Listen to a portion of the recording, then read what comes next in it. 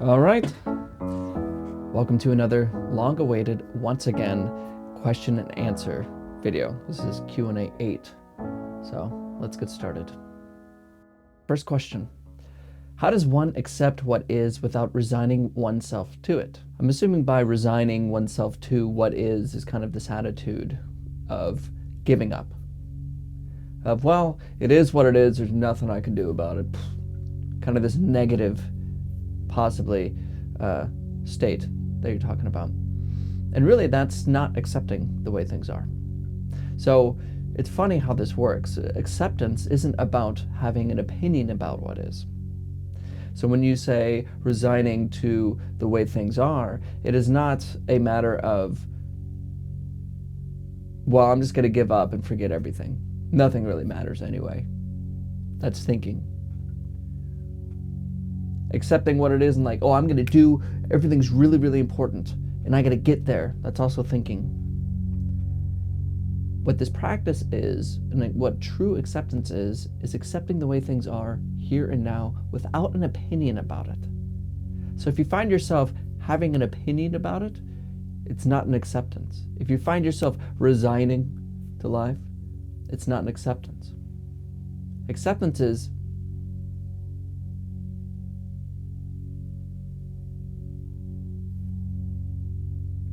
and there's nothing more to be said. Allowing to what is to show up. Allowing it to be without your opinion. Or rather, without being attached to the opinion that is going on in your head. Treat my mind as a friend? ? Yeah, there's the point of this video or of this meditation was really, well, what I was saying was that a lot of the times we treat our mind poorly. You know, we say, you must sit and meditate for 20 minutes, stay here. You must stop watching TV and you must do this and you must do that. We have all these demands to our mind because we have an opinion about who we want to be, which is not a problem. But it's this analogy I think Ajahn Brahm brought up, where if you have a friend and they ask you, hey, do you want to go out? And you say, well, yeah, let's go out. I know you like coffee, but we're going to have tea. And I know you like to go out in the morning, but we're going to go at night. And I know you like to do this, but we're going to do it my way. You're not going to have that friend for very long. You can say to your friend, oh yeah, where do you want to go? What do you want to eat? So when we're in practice, a lot of the times people start to have this demanding attitude. You must be quiet. You must pay attention to the breath. Come back to the breath. Come on, get down there. Just silent. Why won't my mind be quiet? And this is because we're treating our mind, we're trying to control it. And treating your mind as a friend is to sit back and say, okay, mind, you can think whatever you'd like. You can go wherever you want to go. I'm not going to bother you. I'm just going to step back and let you do your thing. I'm here for you. It's not like a real friendship, but it's more of a being kind to the way your mind is already. If it's depressed, if it's anxious, if it's frustrated, whatever, you kind of step back and notice your mind as it is and let it do its thing. We're not demanding anything with meditation, although it may seem that way because I always talk about it as a practice. But really you want to approach meditation as kind of a gentle thing, kind of a way of not being so control freaky. You know, you don't want to control things. You just let it go and see what happens. And then when you learn to leave your thoughts alone, you leave the mind alone, that thing you were so mad at, trying to demand, trying to get control, you realize that it just settles without your input. In fact, it's your input that keeps it stirred up. So yes, be kind to your mind. How can I get into this moment of silence more deeply, which I, although get to experience during this meditation? Well, it depends what you're talking about. Are you talking about... Actually, it doesn't depend what you're talking about. Wanting to get into silence more deeply is exactly the thing preventing you from getting into silence more deeply. This little thing, this person you feel to be, to want something, to achieve something, to gain something, that itself is stirring the mind up. Or rather, it is the mind. So any effort to get something that you want to achieve, an idea that you think meditation will bring to you, a state of mind, a particular experience, whatever it is, the moment you reach for it, it's like trying to grab space. You don't have to grab it at all. It's right here. So, but if you want to go like this, like I want to have silence more deeply. I want to be more aware. I want to have less thoughts. I want this, I want that. What is this I? What is that I that wants it? That needs to disappear. Or rather, it needs to be seen through. See if it's there. Then see if there's this need to get more deeply into silence. Don't have an opinion about what you want with meditation. That's not meditation. Meditation isn't about achievement. It's about letting go of the one who can't stop seeking things. So leave it alone. Your question is why you can't get into more deeply silent meditation. One question I need to seek an answer to is, I am more and more enjoying silence wherever I am. I don't have the urge to speak too much. Rather than choose a voice and acting course I want to learn, shadow theater, using music and only a few dialogues. I want the kids to experience the beauty of silence. I mean, it is not a question. Please comment, dear teacher. I guess I don't have much of an opinion on that. I guess you're a teacher and you have students in a theater and you're trying to have less dialogue to listen to the silence. You can do this in art in many ways. If you've ever heard of the composer John Cage, he has oh goodness, I always mess up names. It's the 5/13th concert or 4/5/5 something. He basically has this concerto where he's on the stage and he plays piano and he sits down and he opens up the piano, closes it, and sits there in silence. Then he opens it again and then sits there in silence. Having the audience, therefore, listen to what is around them, to start to pay attention to the things they neglect all the time, the sounds that they already neglect. And John Cage has this quote where he says, everything we do is music. And in the same heart with trying to have less dialogue in maybe your plays, or I'm not really sure what you're doing, but you can definitely give a sense of silence to your students, but don't expect them to understand it. Although children are a lot more perceptive to these things than we are, but don't expect them to understand it, and don't be frustrated that they don't get it. They might get frustrated for not having more dialogue sequences. So you don't want to force it on anyone. Just make sure that you understand this silence and you have it in your heart, and you develop that and bring that to your life every day with others. And that's really the way you can show people silence, is if you understand silence yourself. If it's something that you inherently know. How long we should meditate on our own per day doesn't matter. It doesn't matter. Why? You don't want to worry about length. You don't want to worry about how many days you've done it in a row and like try to keep track and see if you got because it's not like that. It's this moment. Meditation is this moment. This moment isn't trackable. You just come back. But more practically. So I want to give you the real answer, then now here's the more practical answer.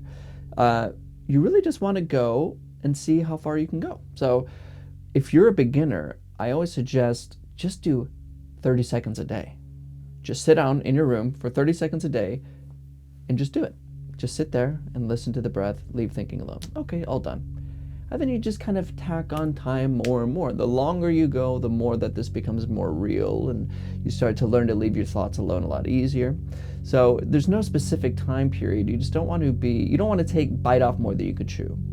So there's a reason why, if you're a beginner to meditation, a silent 3-day meditation retreat isn't a good thing, because that's about 18 hours of meditation per day, and that won't be of use. It might be a torture to you. But maybe a simple 5-minute meditation every day is good.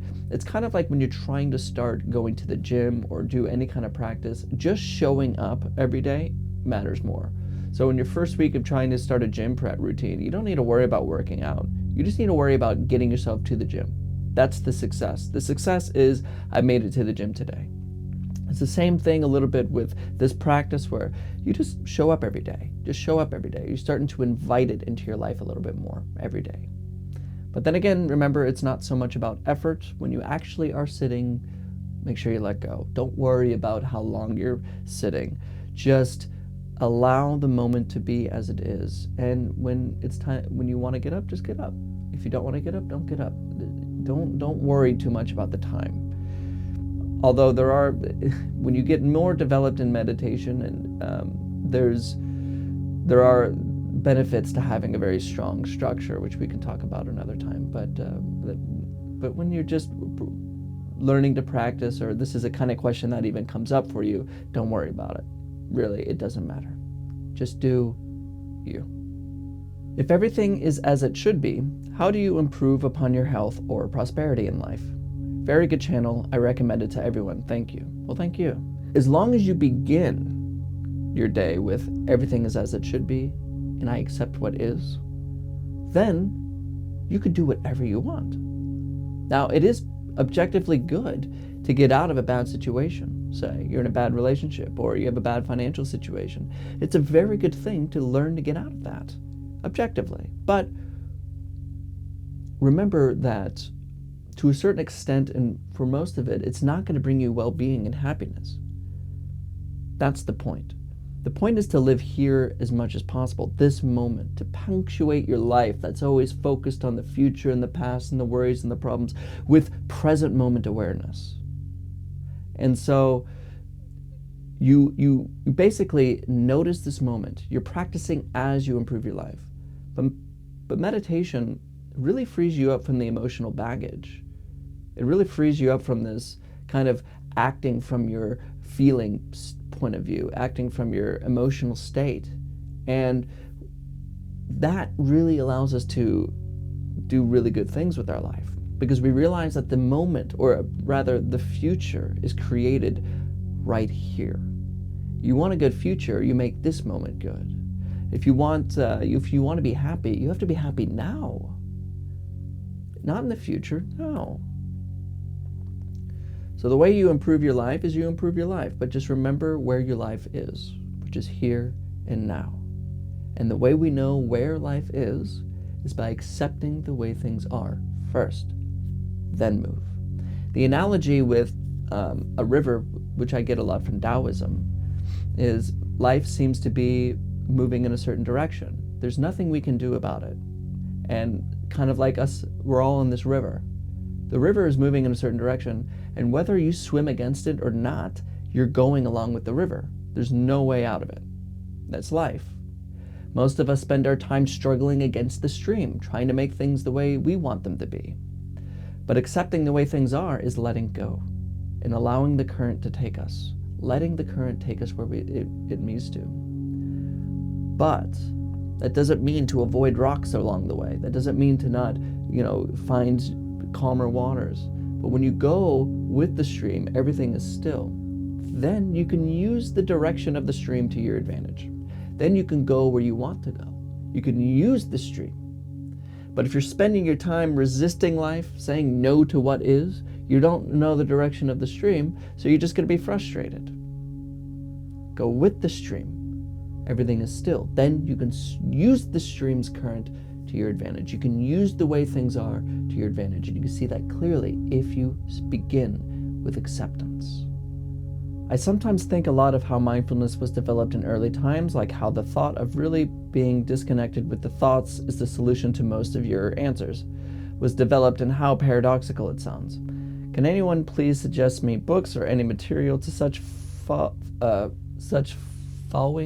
flowing thoughts or questions that I have? Well, as I always say, when people want to know about, they want some book or something like that, if this is a question about practice, it won't help you, obviously. The book you should read is that book.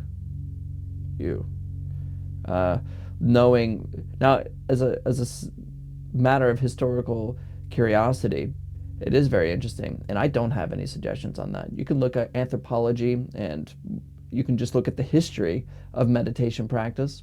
You can even look at some anthropologists I remember back in the day. I haven't checked this out, but there's a study about when thinking kind of came about in human beings, which is very interesting. I think some anthropologists think that thoughts to the first humans to people when they started first to think in language and words, when they started developing these things as like an inner monologue, they thought this was like a demon or a god inside of them, that it was something other and strange. But eventually over time we identified with that process and became thoughts. But I actually don't have any material to think personally, but I'm sure you can find it. You just look at the history. I would look at anthropology because they really care about social, how that happens. Maybe even neurology. But yeah, sorry if I don't know if that helps or not, but good question. I think it's objectively it's very interesting. Awareness, I am. Correct? No. You say this out loud. I'm aware. Awareness. Is that right? No. Because it's not a concept. This is understood immediately. Think of it this way. Are you aware? Do you even have to answer that question to know that that's true? Are you aware? There's not even a question. You don't even have to say it. It's already the case. Or maybe a better question is there experience right now? Are you experiencing? Obviously, no question about it. So it's there. Before you speak, there. That's what matters. When you say, oh, so I'm awareness. I'm this. Oh, is this correct when I say it this way? Or it's not about answering the right way. It's not about that. It's about a transformation within yourself. It's a realization with yourself. Realization that awareness is. That's all. I prefer experience is. That's all. And when we say, is there an experiencer of experience? Is there something that knows that there's awareness? Once that is seen through, once that disappears, you don't even have to say, I am awareness. You don't even have to say there's experience. It's all just words. You understand it before thinking.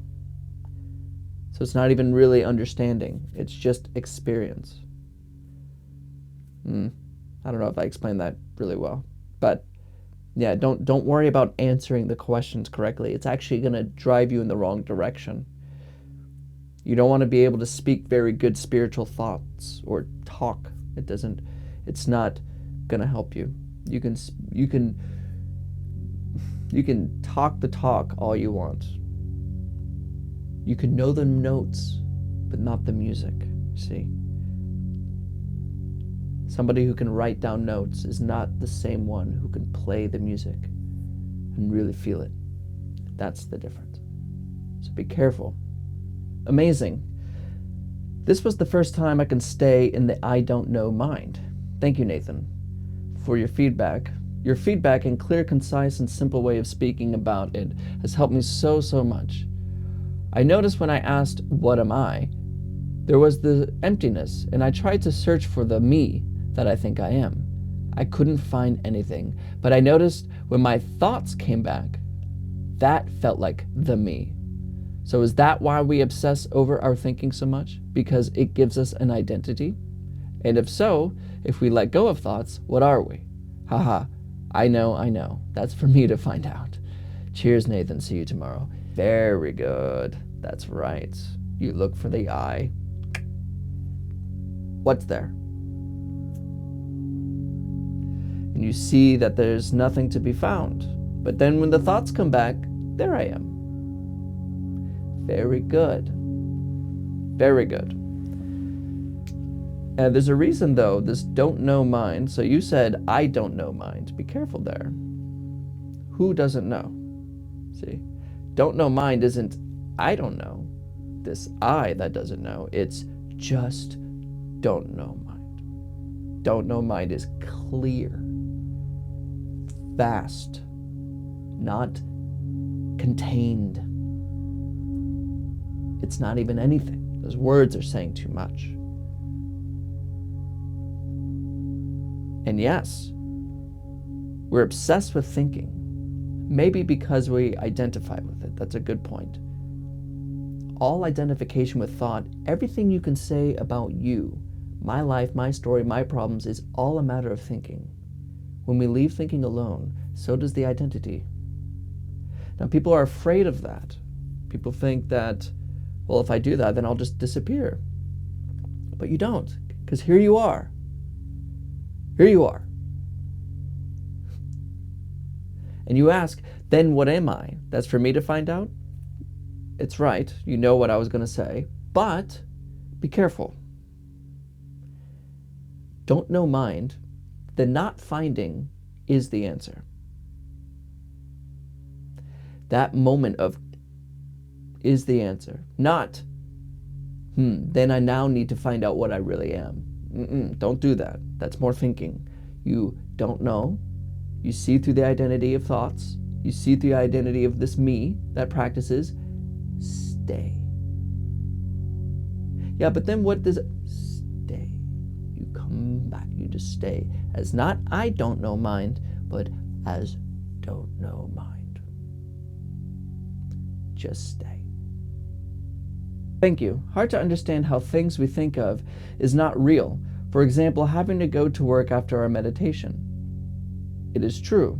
Please, can you explain? It's not real in the same way that an image of a unicorn in your brain isn't real, technically, right?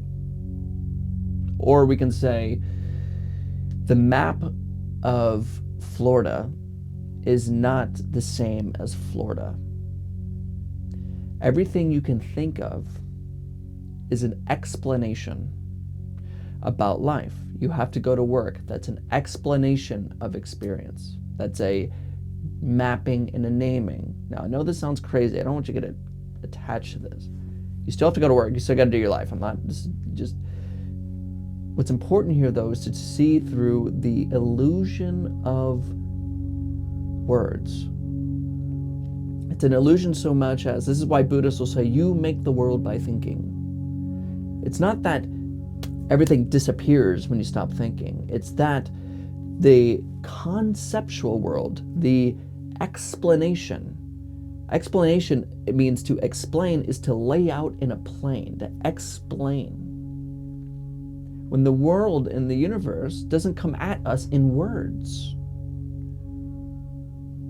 Now you can hear my words, but the screen isn't words, right, that you're looking at. My face isn't words, but you call it Nathan. You call it TV screen. You call it meditation, work, play, boring, happy, sad, up, down, chair.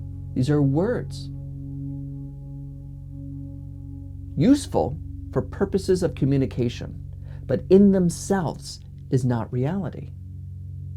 When you leave thinking alone, you see through the illusion that we create of this world, because there's only this moment. There's only experience and its contents. That's saying too much. So when you leave thinking alone, you see what is just right in front of you, right here. It's not real in the sense of we're in a matrix or something, but it's not real in the sense of the words and the ideas you think about it isn't. For example, you can say, they do this in Zen all the time, which is the tradition I come from, but they'll go, what is this? Somebody be like, well, it's a stapler. No, it's not. Stapler is a sound. Stapler, you're saying it here. What is it? Well, it's a piece of matter. It's organic. It's energy. No, words, ideas. And if you ask a real good Zen student, you say, what is it? He'll go,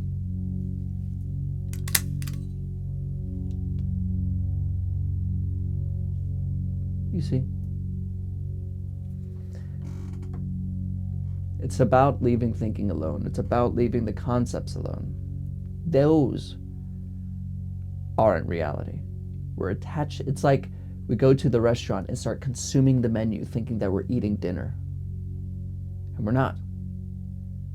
The menu is a representation of the dinner, in the same way that our thoughts are a representation of experience, and they're not experience themselves. It's what the Hindus call Maya, which has many, many meanings. Illusion, but it comes from the word matra, M-A-R-T-R-E, I think, or M-A-T-R-E. It's an ancient Sanskrit word, which means to measure. So Maya is the world of measurement, of naming, of conceptualization. When you leave Maya alone, what's left? I feel myself distracted sometimes during practice between keeping my eyes closed or open. Is it okay to switch a handful of times during practice between open and closed eyes? Yeah, it is okay. You just don't want to be too attached to whether or not your eyes are closed or open. It's not a big deal. And you can actually use the tendency to try to open and close your eyes. Like, say your eyes are open, you see things kind of morphing in front of you, and you're just kind of getting sleepy. You could use that as an attention, because really the mind just wants you to do something. So it's trying to kind of play with you a little bit, and like, okay, close your eyes. Oh, maybe I should keep them open. It's just thinking. So if you can just keep the eyes open, or keep the eyes closed. Switching back and forth is thinking, I would say. Now, there are times when you're very, very tired, like when I would have to wake up at 3:30 a.m. to begin our morning practice. There's a tendency to try to fall asleep, and at that time when I'm keeping my eyes open, sometimes it's just so much effort to keep your eyes open that I just close my eyes. But then I'm liable to fall asleep. But don't be attached to this stuff. This is just not what's important. Choose one and stick with it. If you keep opening and closing your eyes during the practice, it's just another distraction. You're trying to control the situation. Don't control it. If your eyes are tired, let them be tired. If your eyes are open, let them be open. If they want to close, let them close. But just don't make a thing of it. It's not important. What matters is, are you attached to thinking or not? That's what matters. Thank you so much. I have a question. Is it okay that I can't watch my thoughts without judgments? I don't know what to do. I don't know if it's okay to leave them, or should I observe them, then leave them. My teacher's teacher would always say, don't check. Don't check. I can't leave my thoughts alone without judging because of I. What is this I? What is this me? What is this one that can't leave thinking alone? Turn your attention towards that. If you have an idea of what meditation is, and you feel having a difficulty letting go of thinking, having a difficulty not judging your thoughts, breathing. Return to breathing. Don't worry about your thoughts. Don't worry about what's going on. Just return to the breath. What is breathing? It takes a little time to actually let go and to see some distance from your thinking. If you're not there yet, because what you say is, I can't see my thoughts without judging them, means you're still identified with thinking. You're still just thinking about thinking. When you return to the breath, this should be your practice right now. Just return to the breath. And you got bad thoughts and you can't start judging them, fine. Return to the breath. In and out. Return. Don't worry about if you're doing it right. Don't worry about if you're doing it wrong. Don't worry about anything. Don't check your mind. Just breathe. And do that. When you know you're just crazy, just come back. Your question itself will disappear. Just breathe. Don't try so hard. Don't check your mind. Don't worry about if you're doing it right or wrong. Just breathe. It is that simple. I think that's what a lot of people do. What the difficulty of meditation comes from it being so simple. It doesn't mean easy, but it does. It is so simple that it's very hard to grasp because it's not graspable. You just return to breathing. Yeah, but what if, breathing. It's not anything you can think about is the answer. Just breathing. Great meditation. Is box breathing considered thinking? Well, it's a breathing technique. It's actually pretty nice because it, if I understand it, you inhale, hold your breath for like 4 seconds, and you exhale, hold your breath for like 4 seconds. It's just a breathing technique. And yeah, it can get you out of your head. It can really help you. Is it considered thinking? Not really. I mean, it is. I don't know what to think about this. Because you're counting in your head and you're doing a technique. And in that sense, you are thinking. What we're doing here is just completely letting go, letting the breath do what it wants. So it can be a useful technique. Like, I really enjoy the Wim Hof breathing method, if you've ever done that. It really is a way to kind of get you high, but it does help you just completely let go of thinking for a little bit. I wouldn't attach yourself to breathing techniques because it could be...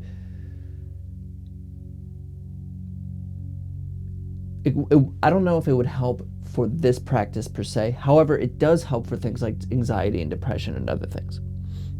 Breathing techniques can be really useful for a lot of our mental states. It just kind of gets us out of our head and back into our body, which is nice, and that is what we do with breathing. But when I say breathing, I'm really trying to invite you to what already is in an attitude of acceptance rather than a control of the breath. We're letting it go. But yeah, I would, if you consider box breathing as a completely separate thing from what we're doing here, good, because it kind of is. It's a breathing technique. Thank you for your dedication of daily meditation.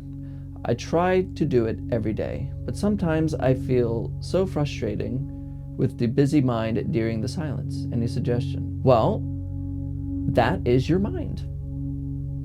That's what's wonderful about this practice, is especially when you begin a meditation practice, you'll start to see how crazy the mind actually is. In fact, I call it, what we call normal is pretty neurotic. We basically repeat the same thing over and over again in our heads as if it's new every time. You know, like the same problems, the same stories, the same movies, the same issues, the same whatever. And if we were to say, can you imagine speaking out loud your thoughts? Like if you just walked around and there were no thoughts hidden and you were just speaking out loud. Some people do that. You sound freaking crazy. If you ever pay attention to your mind, you'll start to see how crazy your mind kind of is. Well, it's not crazy. It's probably not the right word, but it's just, it is loud and distracting. And it's not a source of peace and harmony. It's not a source of well-being most of the time. It can be, but the suggestion isn't anything but to recognize that you're not doing anything wrong. It's kind of what I said on 2 questions ago, that you don't want to judge your meditation. You don't want to say this is good or bad, that I can't stop thinking during this silence. This is judgment. This is checking. If you can't stop thinking, or if you can't have your crazy mind, let the mind be busy during silence, let the mind be busy during silence. You don't need to control anything. You just let it happen. There's no need to control it. There really, really isn't. And the moment you're trying to control your mind or do anything with it and something special, then you're just far off. You're just thinking more. So if the mind wants to be crazy, let it be crazy. You can see it now, though. And the moment you can see it, it's kind of like an alcoholic, you know, the admission that I have a problem. It's the same thing with with meditation. It's an admission. When you see the crazy mind, you're like, oh yeah. I could see my mind as it is, then we can learn to let it go. So my suggestion, as always, is to return to the breath, especially in the beginning. If you notice how crazy the mind is, just return to breathing. You don't need to make a thing of it. You don't need to make it about anything. Just return to the breath. Yeah, but oh my goodness, I can't do this and that. Return to the breath. Those are more ideas, more thinking. Your question is thinking. So leave it. Return to breathing. Hey Nathan, thank you for this. You mentioned at the end that our thoughts are the reason for all or most of our psychological suffering. Would you agree that our thoughts maybe aren't the reason, but at least perpetuate our physical suffering too? Can we suffer physically without our thoughts? I'm sure that's a question for myself, and as someone who has experienced quite a bit of physical suffering, I will say that I would take it on its own over the psychological suffering any day, right? Yet I know that's impossible as they are intertwined. I have noticed the physical suffering diminishing the less I focus on my thoughts. I'd love to hear your thoughts on their relationship. Thanks, Nathan. Yeah, very, very excellent. I wouldn't say I guess they are intertwined. Always remember, it's just something to understand is feeling pain isn't hard, but thinking about it is. Or, as the Buddha said, and I'm not religious, but the Buddha said, just because the body is sick, the mind doesn't have to be sick as well. So when we're facing physical pain, it's just that. It's the sensation of pain. And in fact, if you pay attention to it without obsessing over it, because the thoughts that happen, and in my experience with pain, the first thing to go is patience. Patience is out the window. You don't have patience. Things just need to get done now. Like I used to have this jaw pain or like stomach pain after my father died. It was just a lot of pain physically and really intense for long periods of time. And the first thing to go was just, of course, patience. Then the thoughts of, I don't think I can endure this anymore. Or how long is this going to go? Or what am I going to do if this never goes away? Those is really where we can call suffering comes from. And I don't like the word suffering so much because it can be confused with pain. So I like the word unsatisfactory. When we're in pain, if we're unsatisfied with the way things are, then the pain gets worse. But if we accept what is and investigate it, the pain's still there, it won't go away, but your thoughts about it don't matter. It's a lot like laughing gas or marijuana. These things don't take pain away, but they change your attitude towards pain. So they become enduring. You can endure it a lot easier. And so with practice, if you learn to leave your thoughts around the pain alone, then the pain is just the pain. It's not, oh my gosh, what is this, and all these crazy things. It's just you leave it alone. As you've said, you've experienced. And it's actually a really, really important thing to know, is when you feel physical pain, the moment you can let go of it, of the thoughts around it, and just feel it, you learn it. And pain actually has a lot of layers. When you say like a migraine or whatever, you'll notice that if you really just pay attention to the pain itself, it's always kind of subtly changing and morphing and doing a different kind of thing. You can actually become interested in pain. You can use it as a way of waking up from your thoughts by investigating your experience deeply. So yeah, you're right. I think that's great that you notice when you leave your thinking alone, your pain does diminish. But it's not the pain itself, the sensation doesn't diminish, but your attitude towards it diminishes. Your suffering attitude towards it doesn't diminish. It does diminish. Thank you, Nathan. I sometimes talk to myself when I need to plan things, organize things. This helps me remember. This helps me to remember. Is it the same as the inner monologue? Yes. Remember, thinking isn't a problem. It's not like you have to stop having an inner monologue. Thinking is very useful, but it is, yeah, that's exactly what it is. Or when you're talking to yourself and you're driving or whatever. If you're talking to yourself, you see words in your head, that's an inner monologue. If you're saying it out loud even, that's still thinking, right? Just leave it. But don't worry, thinking is a wonderful tool. You don't have to ever stop thinking. Thinking is because you don't ever have to have the mind be quiet. You just don't have to always be attached to it. In fact, you can talk yourself through a situation and know that you were thinking. Real practice is being able to use thought and know that thoughts are happening without being identified with them. So you can think very sincerely and seriously about something, yet not be totally involved in it.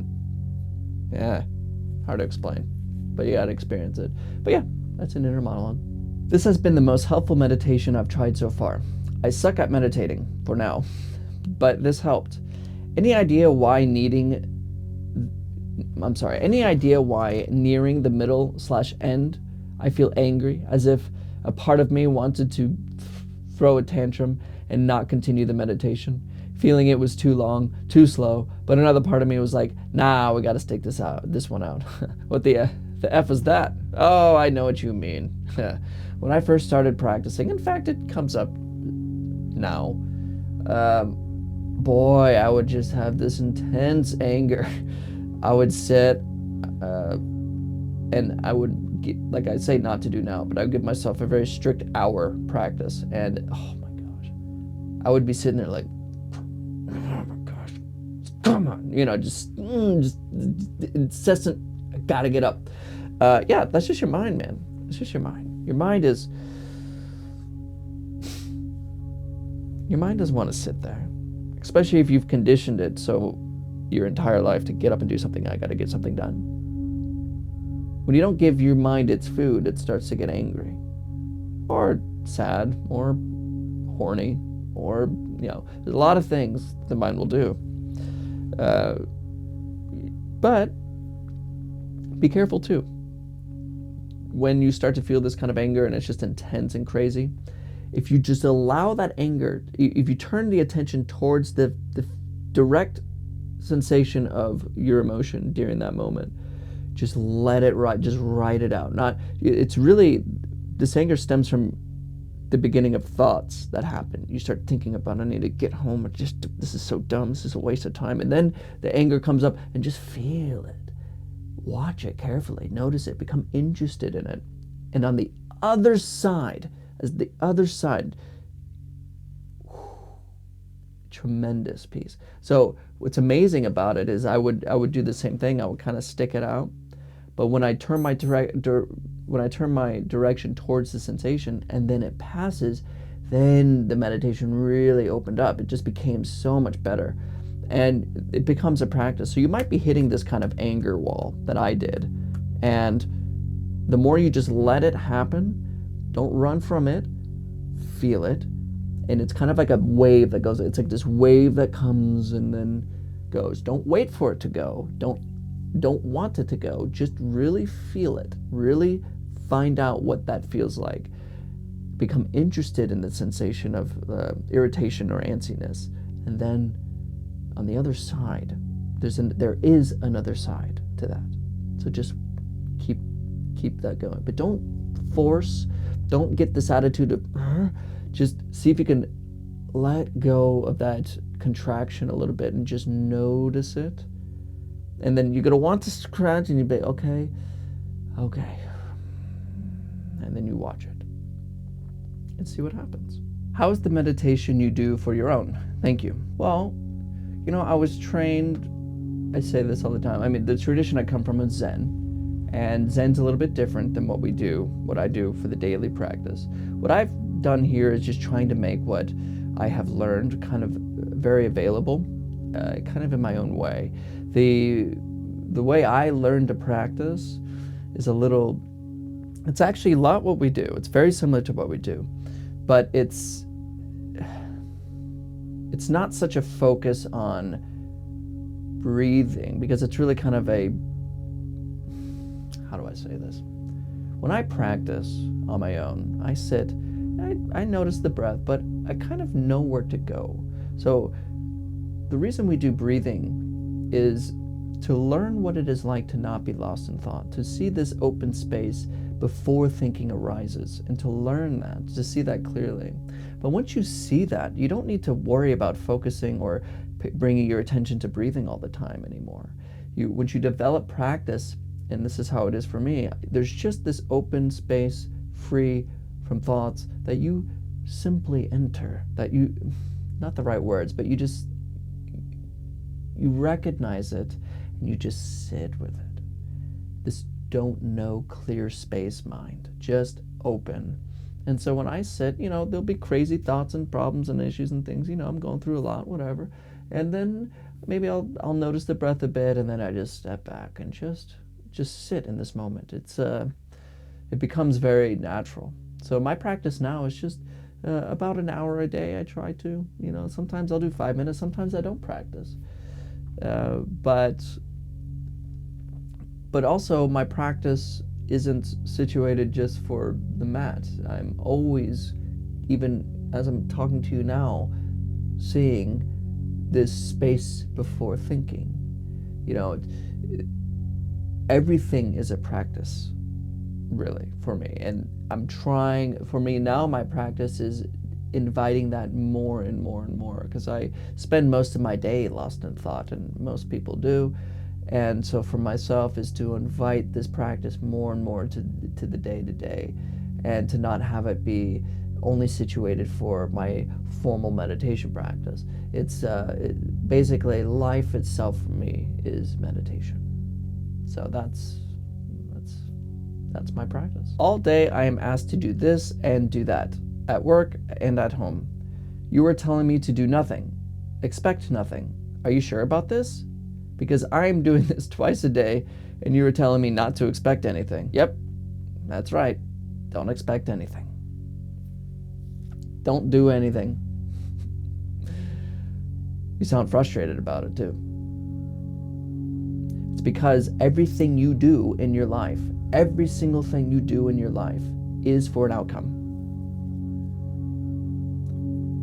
You're attached to doing, to expecting, to seeking the future. And I'm trying to show you what is already here.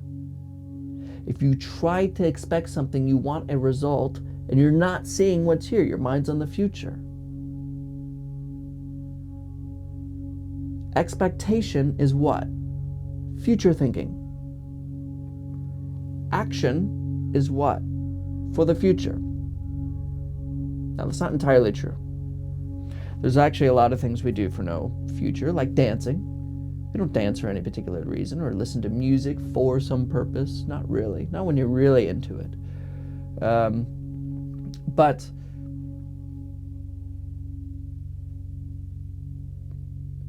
I'm not saying to do nothing your whole life. I'm trying to show you that there's no doer. This doer you feel yourself to be is why you are unsatisfied in life.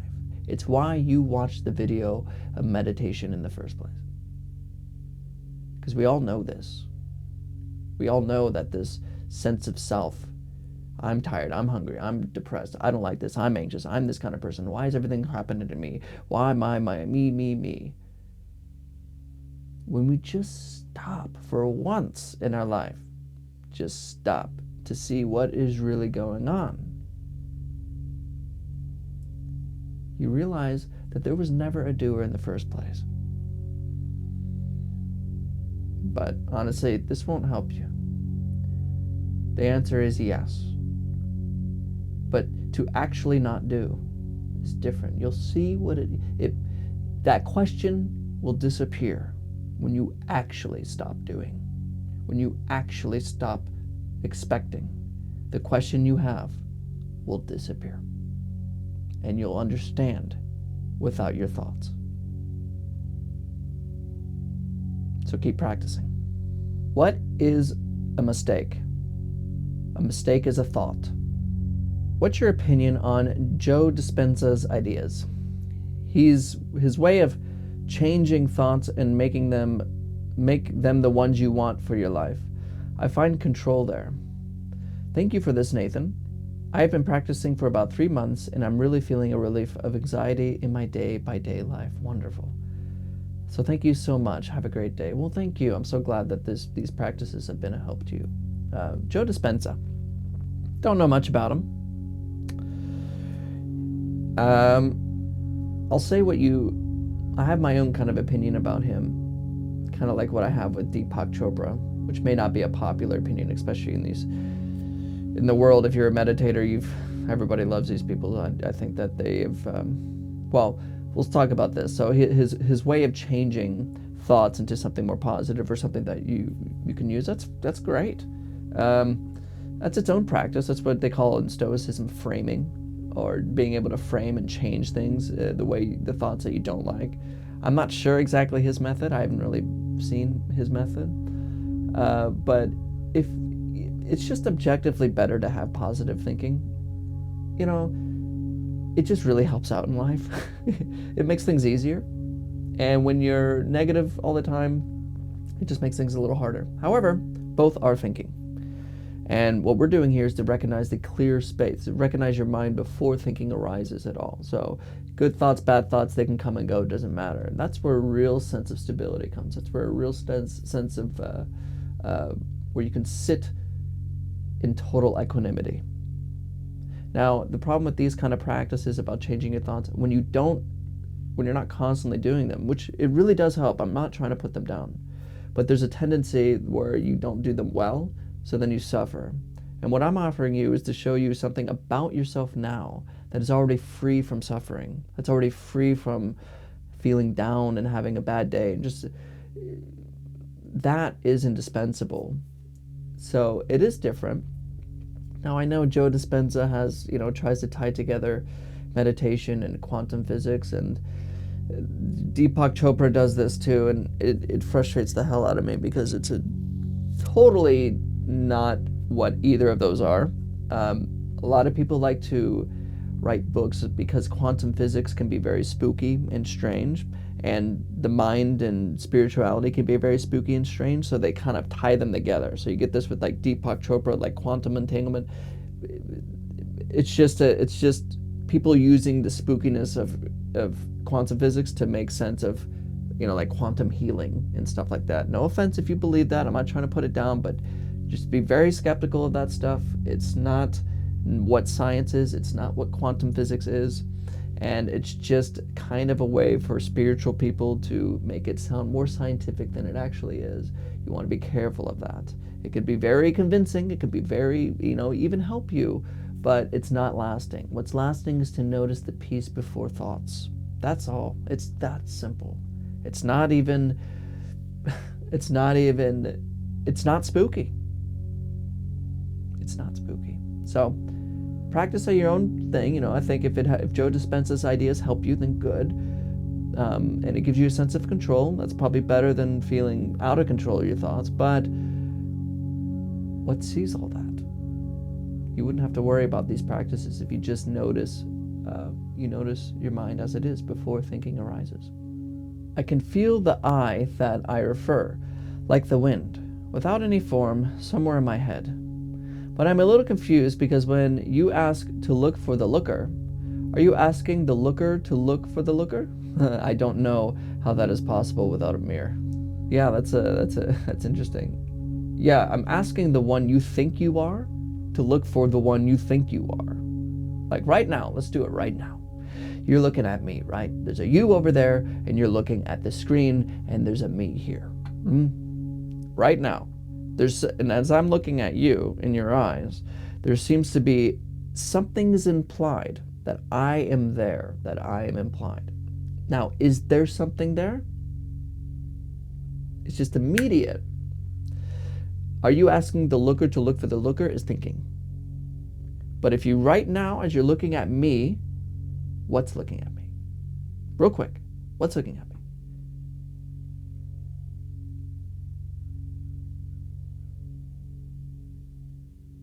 Thoughts can't go there. Is there even a you? This is why they call it emptiness. Anatman, no self. The one you think you are looking, the one who thinks is looking, is thoughts. When you leave thinking alone, there's only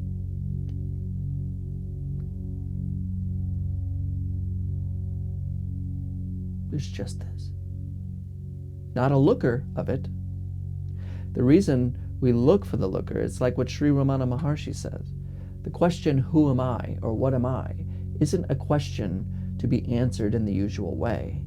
It's a question to dissolve the questioner. But it's kind of not totally true because there is no questioner to dissolve. There is no looker to be looked at. But because you believe there is, you have to look at it. As I think it's James Blake who said, a fool who persists in his folly becomes wise. So this question is like of trying to get us to persist in our own folly. I'm here, I'm looking, I'm this, I'm that. Well, look at it. What do you discover? I am not my thoughts, ideas, emotions, traumas, problems, work, parents, things I own. But in the end, who am I really? All that is left is nothing. Emptiness, darkness, silence. Who am I? Everyone says, look inside and you will find. But where? How? What am I looking for at all? Good questions. Very good questions. How is there? Is there an inside to look at?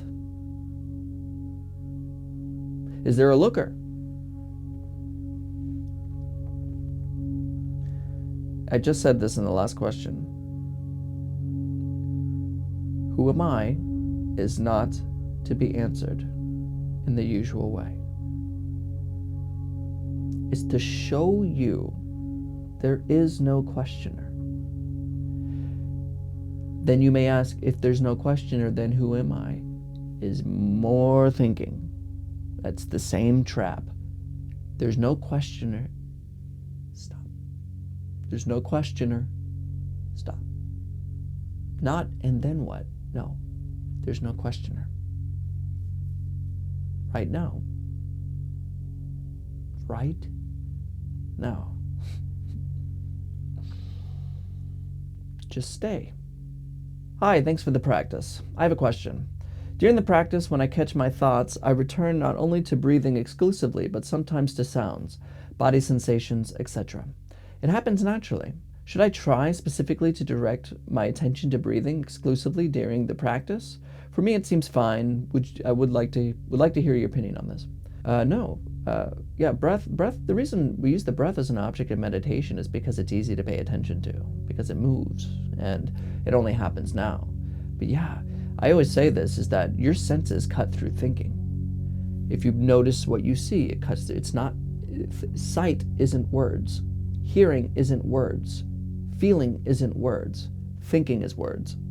So when we notice sights, when we notice sounds, when we notice the breath, we notice body sensations, these are cutting through thinking.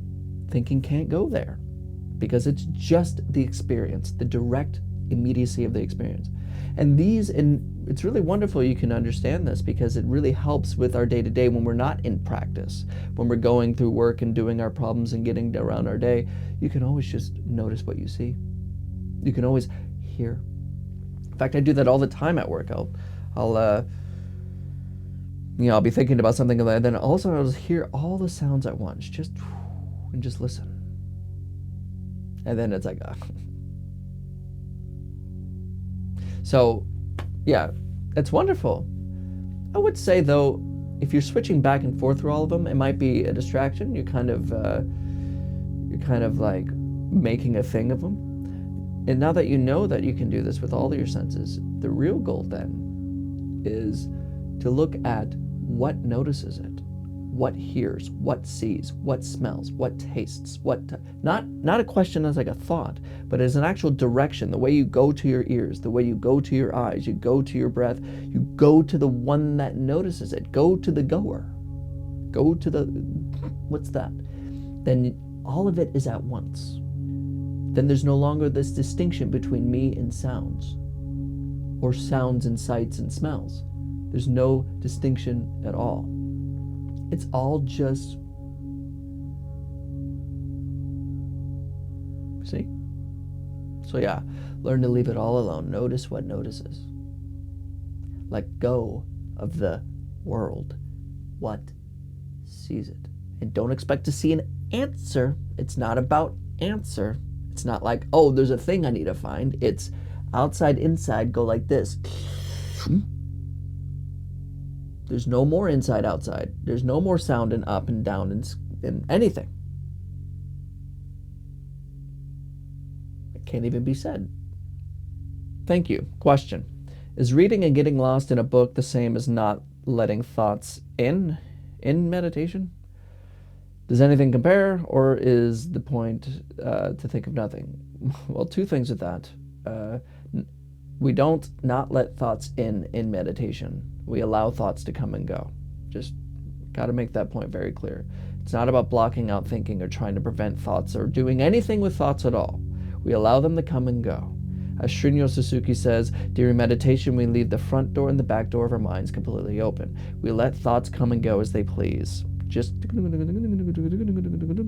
We just don't serve them any tea because then they will want to stay. So we leave them. Then your last question, or is the point is to think of nothing? No, it's not the point. It's not. There is no thinker. So what do you mean? Find the one that has to do the thinking. So there's still a you and then thoughts and a one thinking. We just notice thinking. We notice the breath. And I would suggest just return to breathing. These questions won't help you. Just return to breathing. And when you're reading a book, watching a movie, playing a sport, and you get into the so-called flow state, or you just forget, if you really pay attention in those moments, there is no self. What we mean by flow state is no self. There's just experience, just the play, just the writing, just the reading. You wake up, you go, whoa. So in a way, it's like meditation, but real practice is the freedom of knowing that there's no center to experience, no thinker of thoughts, no feeler of feelings, no seer of sights. But for you, I would suggest to notice the breath. Just practice breathing. Learn to leave thinking alone and come back to the breath. This question stems from being attached to thoughts. It does. Think of nothing. Do you just think of nothing, or do we not let thoughts in? It's not about that. We let thoughts come in, and you can't think of nothing. There's no you there, but you don't know that. So you got to just notice breath. Just take it. It's about moving attention away to the breath. Moving it, then the attention goes right back to thinking. You just move it right back down, not forcefully, naturally, effortlessly to the breath. Come back and come back and come back. Do that. Know what it's like to not be lost in thought. And yes, these things, like, this is why people say, oh, it's my meditation is drawing. My meditation is listening to music. It's not really meditation. They're just saying that they can get really involved in it and they feel better because they leave their problems alone. But real meditation is noticing clearly, without a shadow of a doubt, the centerlessness of experience. Quick question. Is tuning out sound necessary to quiet the mind? I feel it is harder to tune out sound than thought. We're not tuning out anything. What I speak of, you can meditate in a crazy, noisy environment or a very peaceful and quiet, tranquil place. Both are the same. Meditation is an openness to experience. We're not tuning anything out. We're not cutting anything off. We're not shoving anything away. We're not tuning out our thoughts. Be careful. You allow thoughts. Allow them to come. It's not necessary to be in a quiet place to practice, although it can help being in a quiet place to practice as a beginner. And what does matter is, are you breathing? How do you know? Stay there. Even when there's sound, there's crazy things, you got this to do, you got that to do, bills to pay, problems to solve. Are you breathing? How do you know? Stay there. And not forcefully, but effortlessly. We're not tuning anything out. You will go crazy trying to tune out the world. It's not an awayness from the world. It's actually an entering into. It's noticing what really is, not rejecting a thing. How do I know if I'm doing it right? The observation. When you stop caring about whether or not you're doing it right. Hi, Nathan. I have a question for your next Q&A. Many teachers talk about what you resist persists, but the flip side to this is grasping what is wanted. As I've prioritized presence and present moment awareness, as well as going deeper into my meditation practice, I've noticed many positive side effects. For instance, I've noticed I am much more grounded, available, and authentic in my interactions with others. It feels really good.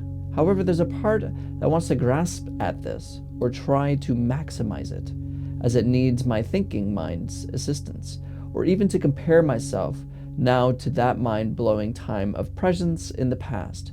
It all just happens as a matter of habit. I can see it all as thinking. I realize now that just as I do my best to catch myself and return to the breath and present moment awareness when mind goes off on tangents of negative thought, I must also do the same when things are going well or as my mind desires. This has been a more subtle discovery, as it is easier to be secluded with the mind's train of thought when it is positive. It is easier to be seduced with the mind's train of thought when it is positive. I don't know what my question is, other than to ask if we should be conscious of letting go of thought and returning to the breath and present moment awareness, even when the result of your practice is yielding the time of your life. And if so, could you elaborate? That is a wonderful, wonderful thing. And may I say, and I hate to do this, but congratulations. It's very important to understand that when you let go of thinking, it's not just negative thinking, it's positive thinking. And it can be very alluring, because when you're actually practicing, these positive side effects show up. And from my experience, what you're describing here as, feeling this authentic kind of interaction with people, this real joy of just existing, it's indescribable.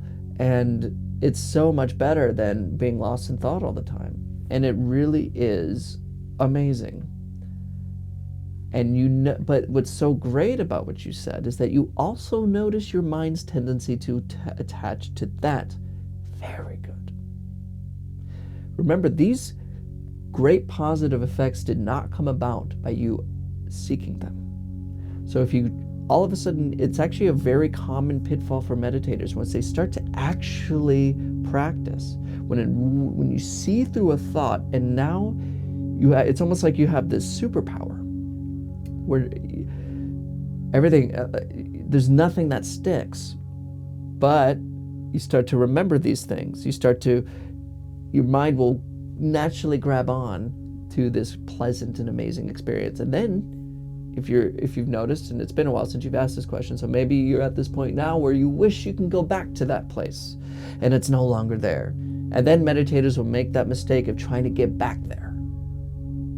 And that's the mistake. And they can never do it. And some people spend 40 years trying to get back to that one time they experienced bliss and happiness all the time when they didn't. But if they remembered that you get there by not getting there. You let go of both positive and negative.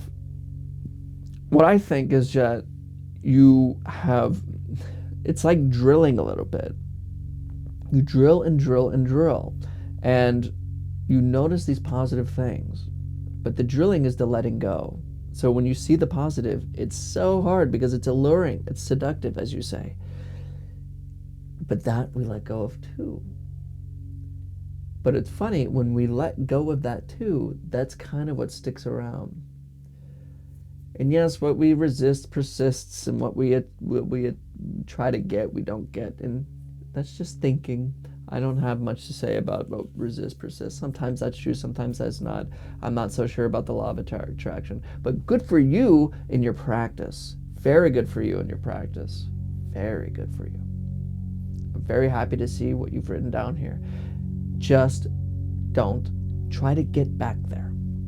When I have a friend who's, I bring him up sometimes. His name's Ryan, but now his name is Siti.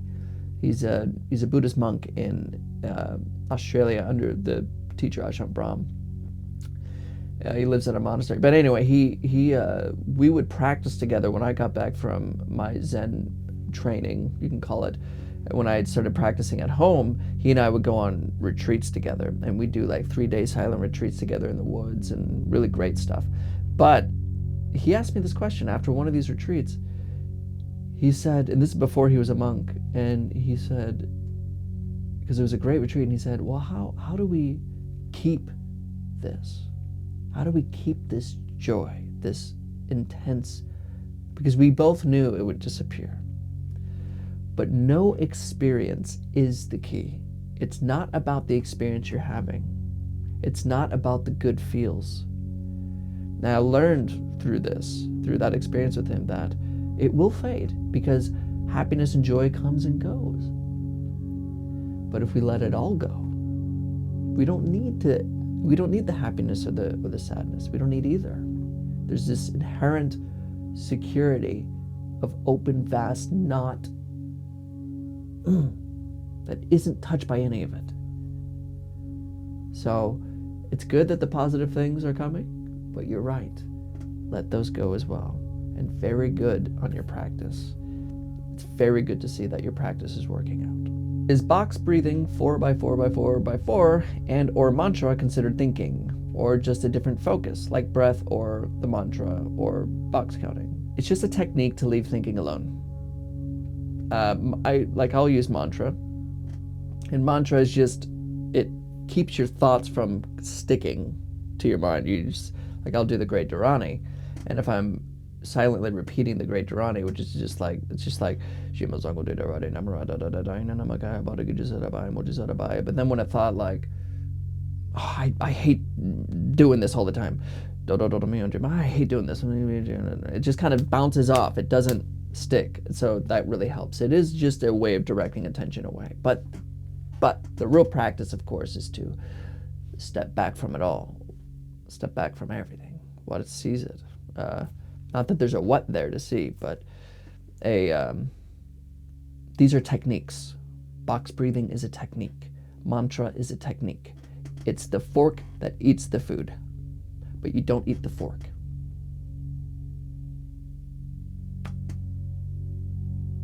Oh, wait a minute, I said that wrong. It's not the fork that eats the food. It's the fork you use to eat the food. Just don't eat the fork. Who remembers things if I am truly experienced? Well, first off, that's a question for you. The you think you are. The you that asks the question. It's the same you that remembers things. What is that? See, this is a question from thinking. If I'm truly experienced, you've learned this. Oh, I've learned that I'm just experienced. Okay, well then what is the you that is just thinking? Do you know that you're experienced? You could know the notes, but can you play the music? This is a question that stems from not knowing the music, not knowing experience itself. I'm not trying to put you down. I'm trying to encourage you that this question itself is an attachment to thoughts. Who is it that remembers if I am experienced? You've heard this idea, I've said maybe, or you heard it somewhere else, that you are only experience itself. Okay, I hear that. Okay, well then it's thinking. What are you now?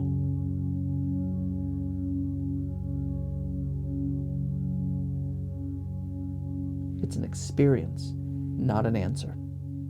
I just realized that for me, the words pay attention equal think about. But that's probably not correct, right? So when you say pay attention to your breath, I hear make your mind think about your breath. But that's not what you mean, right? I just wasted this practice on figuring this out. But I'd really like to grasp the difference and hope you could help me understand, or rather feel this difference. No, you didn't waste the practice learning this. This is very important. People think you can think about nothing, or think about your breath, or think about your eyes, or think about what you hear. Remember, thinking is words. You feel before thoughts come about. So right now, are you breathing? You just take a deep breath in. Do you have to think about it to feel it? No, because thinking is totally separate. So you're right. Just feel it. Just come back to the immediacy of your experience. That's really what this is about, is returning to the immediacy of experience. So come back to the breath doesn't mean think about your breath. It doesn't mean talk to yourself about your breath. It's notice breathing just as it is. When I pay attention to my breath, I interfere with its natural flow. Then I try to let go of this, which in turn interferes with my relaxation. Stop trying so hard. You're putting way too much effort into this. Way too much forcing, way too much mental power.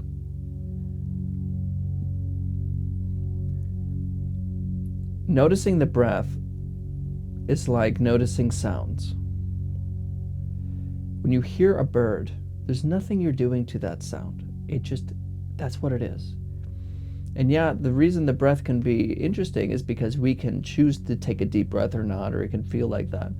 But letting it go is just to allow the breath to do what it wants. We're not paying attention. We're not concentrating. We're lightly aware of breathing. We're letting go of thoughts and coming back to the breath. You interfere with relaxation. First thing, remember, relaxation is not the goal of meditation. It is a way of meditation. I just want you to understand that. And it's not your relaxation. Whose relaxation are you talking about? My meditation, my relaxation, my peace, forget all that. How's your breath right now? Not forcing, not... I told this to my teacher once. I said, I'm having trouble concentrating on my breath. And he said, we don't concentrate on the breath. We notice the breath. He told me to clench my fists. He's like, clench it as hard as you can. And I did. And he's like, keep clenching it. I was like, okay. I'm like, he's like, how long can you do that for? And I was like, not very long. He's like, exactly. Concentration is the same way. If you concentrate, you're contracting. You're putting effort. We're leaving effort alone. And also, be careful not to judge your practice. You don't want to think too much about your practice, or like if you're doing it right or wrong, or what if I'm doing it wrong? I don't feel anything. This is no good for me. I can't concentrate on my breath. I can't understand. It's natural. Is this a natural flow? Is this not? Am I making this happen? You gotta let go of this effort mind. Approach meditation as effortless as you can. And don't be so sticky and frustrated about things not going the way you want them to go, because it is about releasing control. So just approach this with more of an effortless attitude. And if it doesn't work out, that's okay. You don't need to force things into existence. We're not forcing anything here. We're just allowing it to be. We're not focusing on the breath. We're noticing the breath. That's different.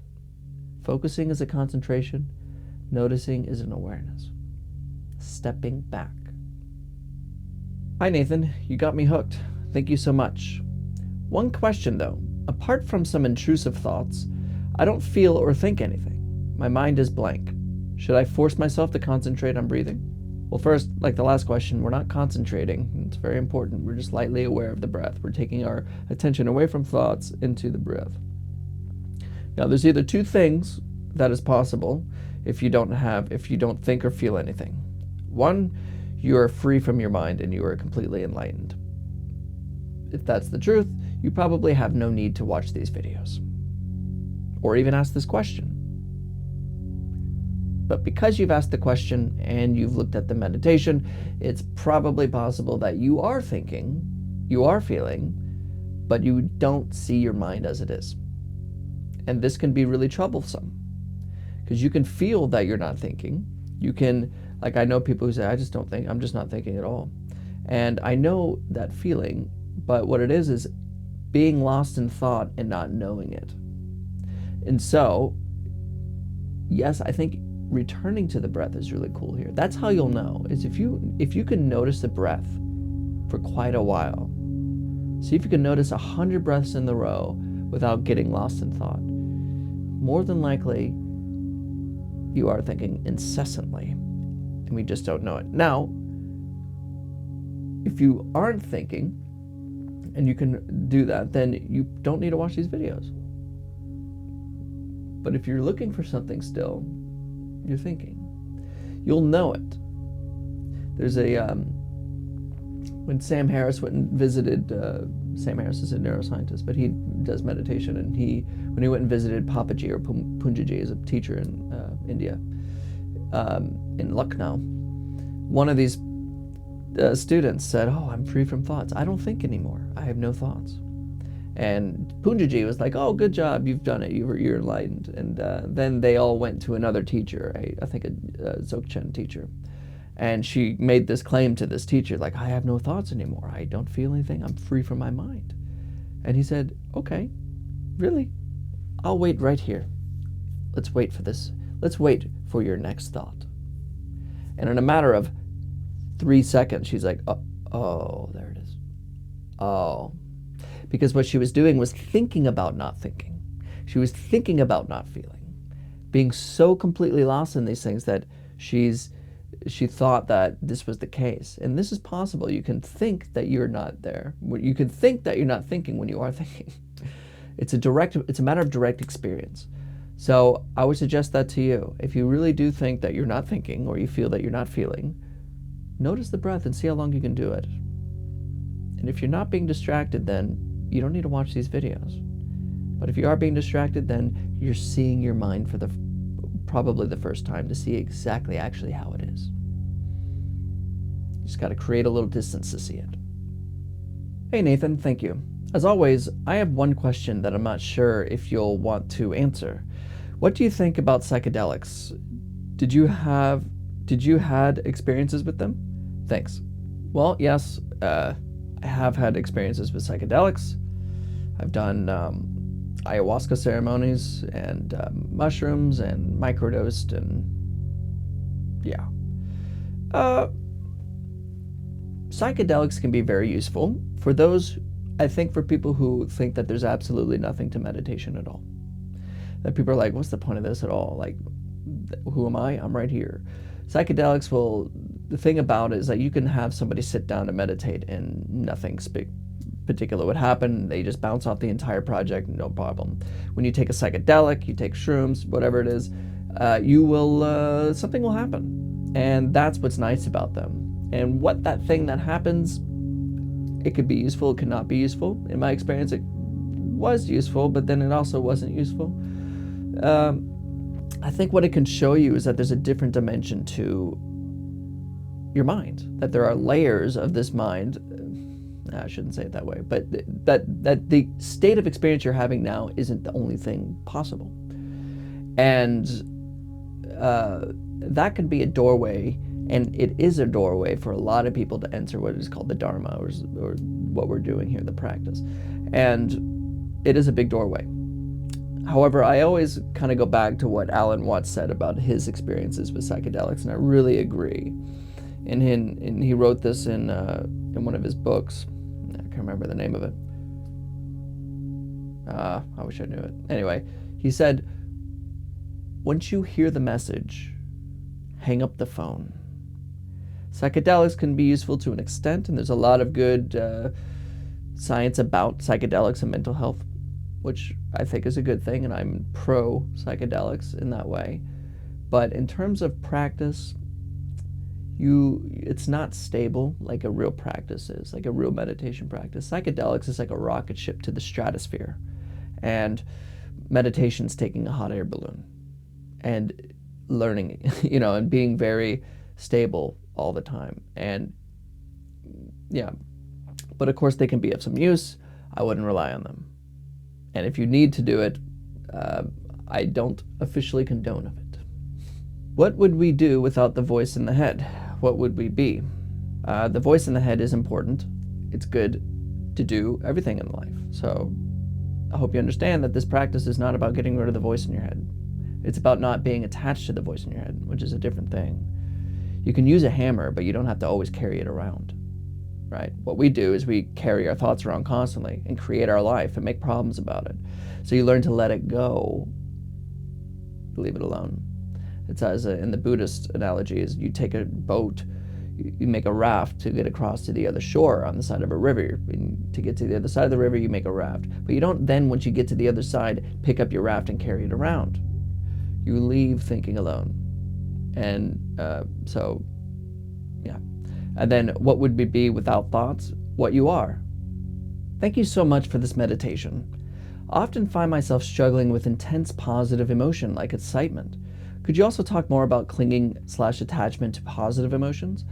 Usually everyone seeks them and wants them to intensify, and I used to do that too, but sometimes they become too intense, and I feel they are driving me astray. Should I apply the same approach you suggested to negative emotions? Absolutely. We're trying to see what our minds are like before positive and negative. See, positive and negative is thinking. The mind can only think dualistically. So we have up, down, inside, outside, good, bad, scary, not scary. Everything's got its opposite. If it has an opposite, it's a thought. Before thinking isn't a thought. It's what they call non-dual. It's probably the best word for it. So we let go of the positive as well. Because the positive, once attached to, causes suffering once the positive is lost. So we keep both. We leave both alone. We learn to be secure in the freedom that is before these things arise. How can I look for someone who is observing without using my mind? It depends what you mean by mind, and we're not using our mind. When I talk about mind, I'm usually talking about thinking itself, or rather awareness in its consciousness, or awareness in its contents, or experience in its contents, the entirety of that. And when I say look for the looker, you're not looking for someone. The problem is that we feel to be someone. And to challenge that, we look for that someone. And I don't know where you got the idea without using your mind. I'm actually not sure what you're talking about. If I've said that, don't use your mind. It means don't use your thinking, is maybe what I've said. We're not thinking about what am I. We're looking directly with our attention. It's like right now, you move your attention to your left foot. Go ahead, do it. Move your attention to your left foot. Do you have one? Now move your attention to your right foot. Then move your attention to your left shoulder. So you can move this kind of attention around. Then now move your attention to you. Right now, you. Can you find it? Is there something to move attention to? That's the point. So if you'll see that there's nothing to see. There's no there. There's no center. But if you believe to be a center, and as I said before, a fool who persists in his folly becomes wise. We do this. You think you're real? Well, look.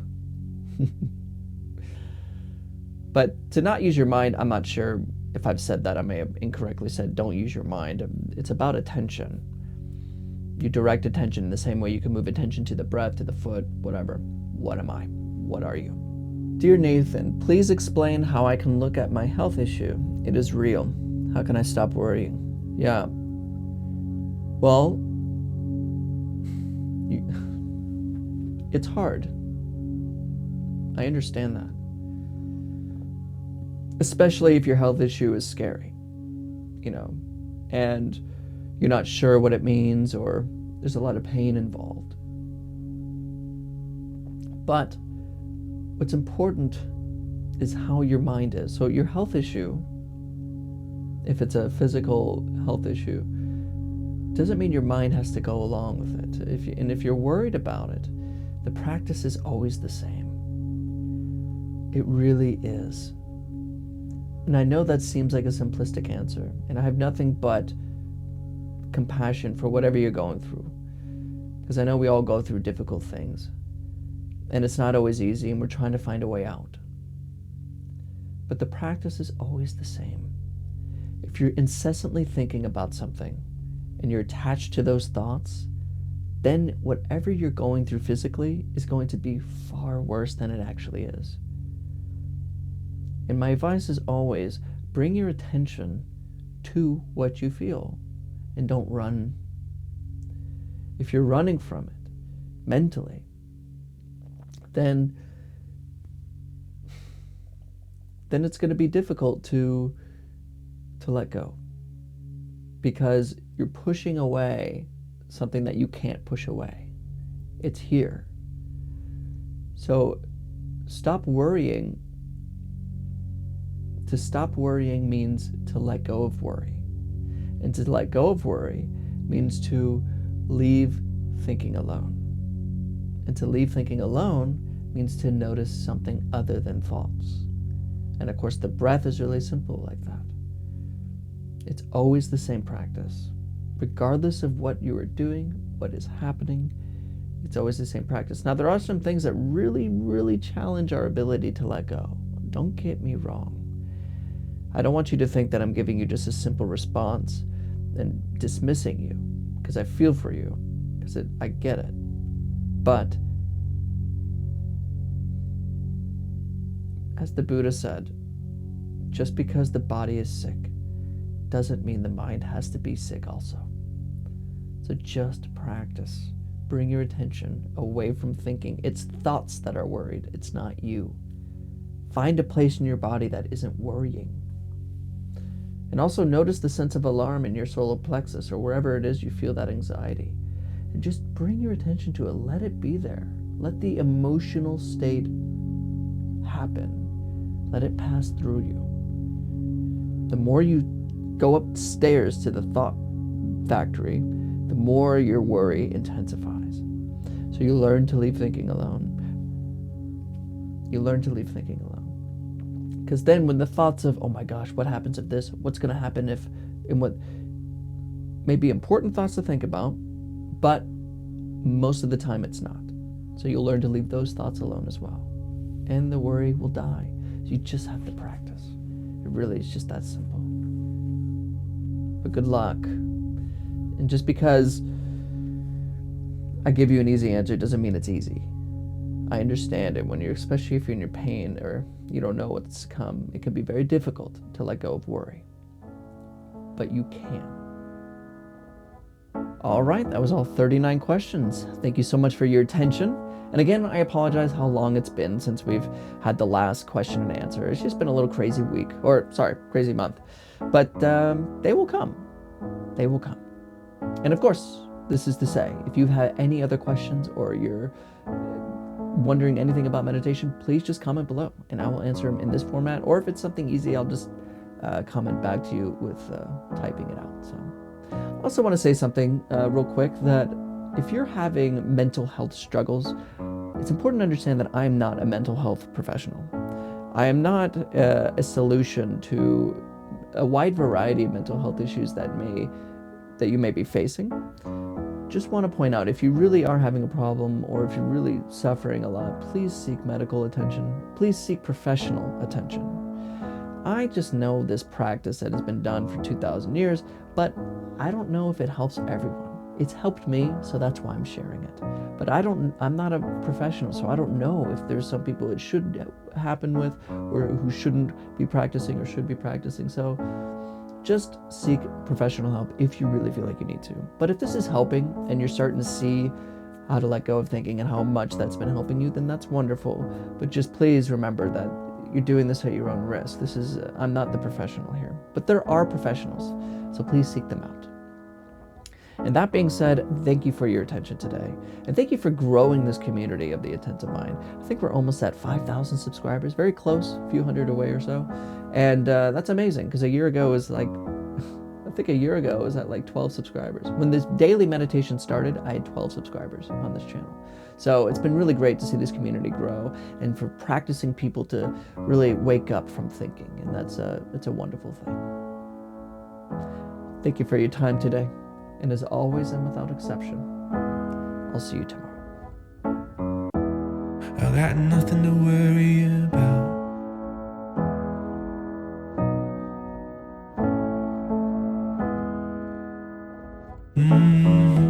I got nothing to worry